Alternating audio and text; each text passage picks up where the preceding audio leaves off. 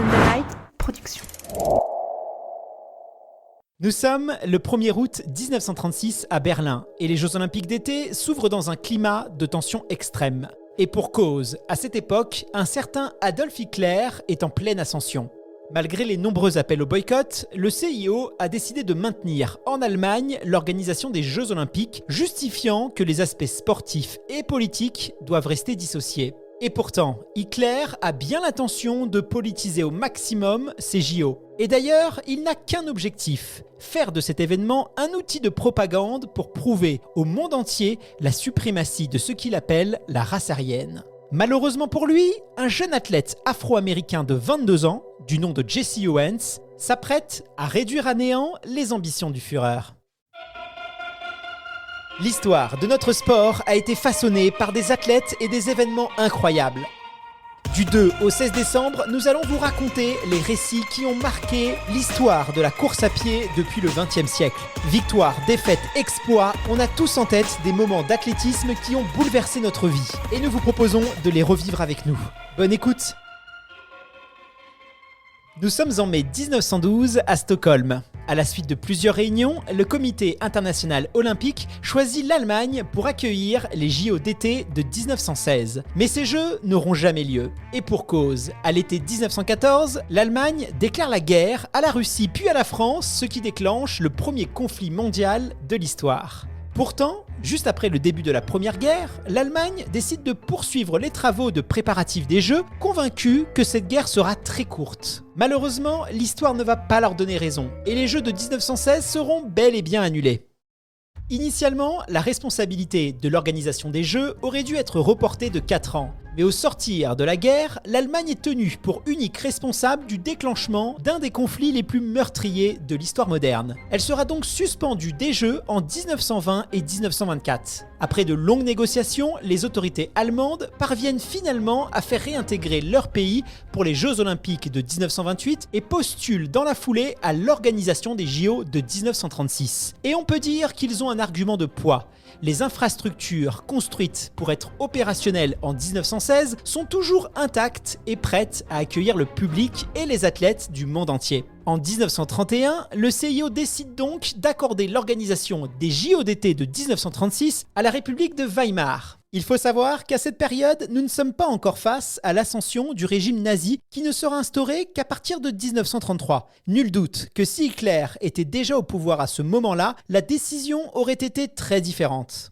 D'ailleurs, lorsqu'Hitler arrive au pouvoir, de sérieux doutes naissent quant à la capacité du Reich à organiser les Jeux. Ces doutes trouvent de plus en plus de crédit quand le régime nazi propose d'interdire aux Juifs de participer à l'événement. Mais à la surprise générale, Adolf Hitler approuve la tenue de ces JO et promet de tout faire pour garantir leur réussite, y compris en permettant à tous d'y participer. Une jolie leçon d'opportunisme pour celui qui, quelques années auparavant, ne voulait pas entendre parler des JO qui étaient pour lui, je cite, une pure invention des Juifs et des francs-maçons. Mais cette promesse d'Hitler ne suffit pas à apaiser les choses et de fortes tensions vont apparaître entre les États participants. D'un côté, certains appellent purement et simplement au boycott, invoquant les discriminations et le racisme du régime nazi. Ils refusent que les Jeux servent de tremplin à la promotion de cette idéologie.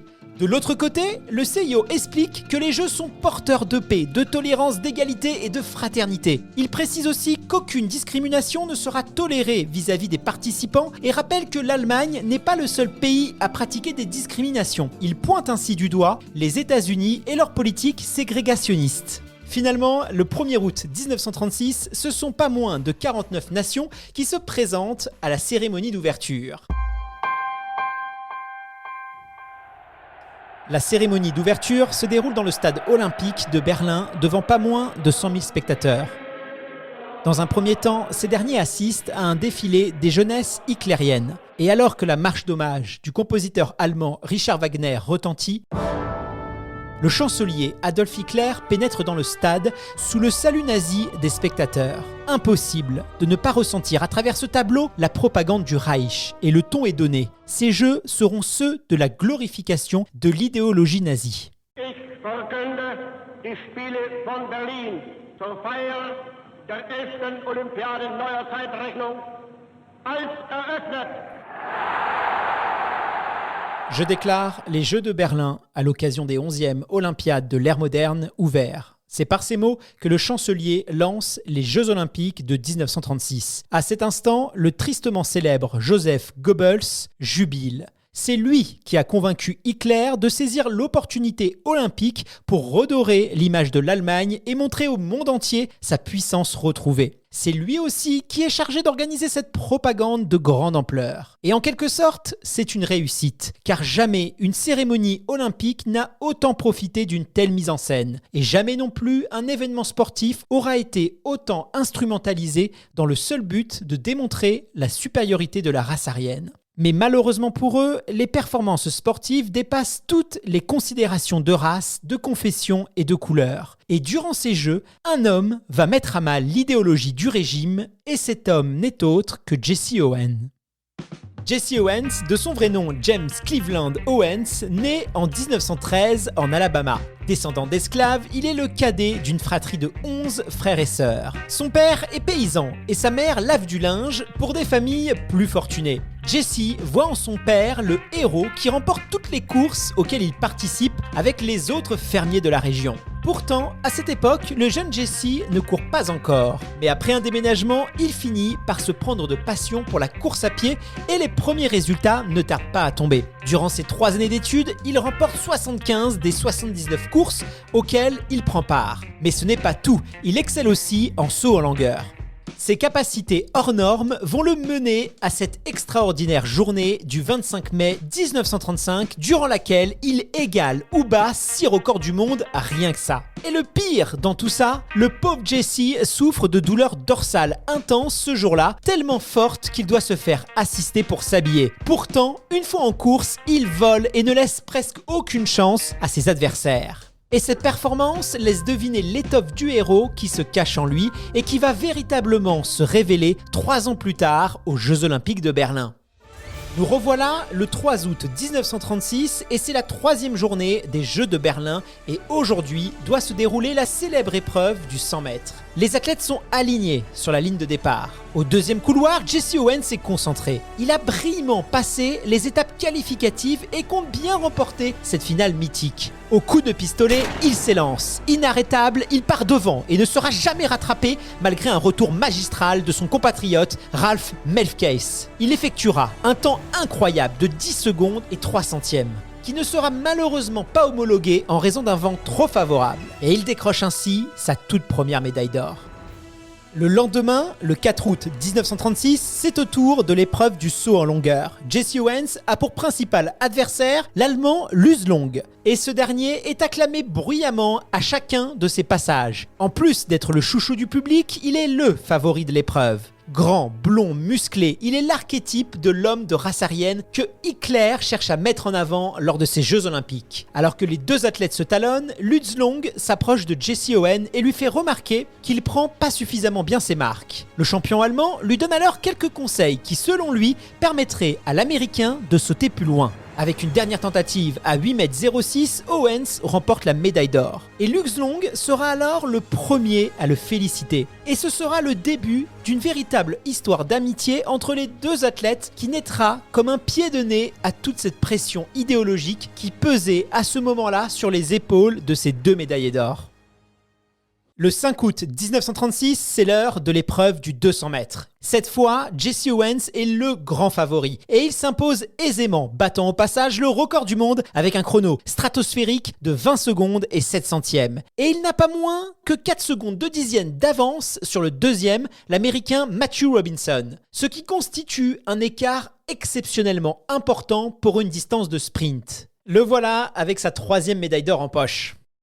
Vient enfin le fameux relais 4x100, mais cette fois, Jesse Owens n'est pas censé y participer. Seulement voilà, lui et son compatriote Ralph Melchkase sont inclus dans l'équipe à la dernière minute au détriment de 2 athlètes juifs initialement prévus, Sam Stoller et Martin Glickman. Cette décision fait polémique, même au sein de l'équipe américaine. Owen proteste et il ne souhaite pas prendre la place d'un de ses athlètes. Il soupçonne une décision politique visant à satisfaire le régime nazi. Mais cette accusation est niée en bloc par le sélectionneur national américain qui prétend vouloir simplement engager la meilleure équipe possible. Et dès les qualifications, l'équipe américaine égale le record du monde en 40 secondes. Le jour de la finale, Jesse Owens est le premier des relayeurs. Et dès le départ, il parvient à creuser un bel écart avec ses concurrents. Au moment de passer le témoin à Ralph, il a 5 mètres d'avance sur l'Italien Mariani. Le relais est bouclé en 39 secondes et 8 centièmes. Et il décroche ainsi sa 4e médaille d'or.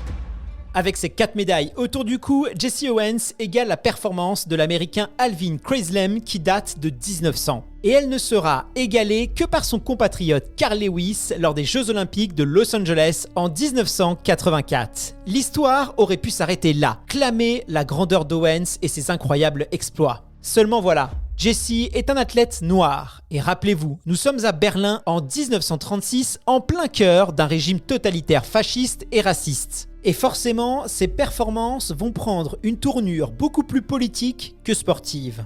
Car même si l'Allemagne est la nation qui compte le plus de médailles d'or, cette performance sera très vite éclipsée par les prouesses de Jesse Owens. Parmi les nombreuses légendes qui entourent ces jeux atypiques, beaucoup prétendent que Hitler, furieux de voir un homme noir triompher d'autant d'épreuves, aurait refusé de serrer la main de Jesse Owens. Mais la réalité fut vraisemblablement un peu différente. Dès le 2e jour des Jeux, Hitler aurait voulu recevoir dans sa loge uniquement les athlètes allemands vainqueurs des épreuves du jour. Il aurait ensuite quitté le stade avant que l'Américain noir Cornelius Johnson ne gagne l'épreuve du saut en hauteur. Devant la crainte d'une polémique, les officiels de l'événement font savoir à Hitler qu'il doit saluer tous les vainqueurs ou n'en saluer aucun. Il optera pour la seconde option. Nul ne peut donc affirmer que sa décision soit expressément dirigée contre Jesse Owens.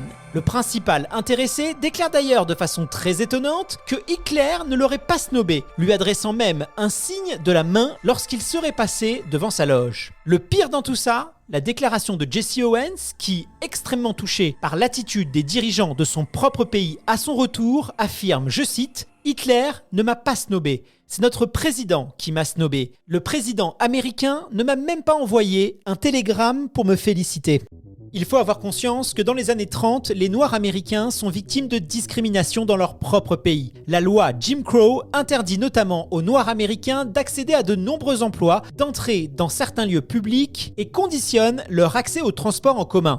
Alors que Jesse Owens revient au pays victorieux, le président de l'époque, Franklin Roosevelt, est en pleine campagne de réélection dans un pays où la ségrégation raciale est particulièrement ancrée. C'est la raison pour laquelle il refuse de recevoir Jesse Owens pour ne pas fâcher son électorat, particulièrement celui du Sud. Cette attitude blessera profondément l'athlète, le poussant ainsi à prendre la défense d'Adolf Hitler et de son parti nazi qu'il aurait selon lui mieux considéré que les instances gouvernementales de son propre pays. Quoi qu'il en soit, Jesse Owens aura laissé une marque indélébile sur les Jeux Olympiques de 1936, mettant à mal l'idéologie de la suprématie de la race aryenne par sa seule volonté de remporter les épreuves auxquelles il participait. Après sa carrière d'athlète, Jesse s'installe en 1942 à Détroit pour travailler en tant que directeur du personnel dans l'entreprise Ford Motors Company. Malheureusement, après sa carrière de coureur, il se met à fumer plus d'1 paquet de cigarettes par jour et il s'éteint en 1980 à l'âge de 66 ans d'un cancer du poumon. Le 20 septembre 1988, le président George W. Bush lui remet à titre posthume la médaille d'or du Congrès. Vous venez de découvrir un récit de légende qui a marqué l'histoire du sport. Si cet épisode vous a plu, n'hésitez pas à en parler autour de vous et à nous laisser une évaluation. Cet épisode est inspiré de faits réels et de personnages ayant vraiment existé. Les dialogues sont des reconstitutions basées sur une documentation minutieuse. Je suis Guillaume Santracchio, interprète de ce programme écrit par Nolwenn Pinsivi. Je tiens à remercier Justine Baudin pour l'identité visuelle, Lauriane Autissier pour la coordination et Pierre-Emmanuel Hutto, notre producteur délégué pour Sunday Night Productions. À bientôt!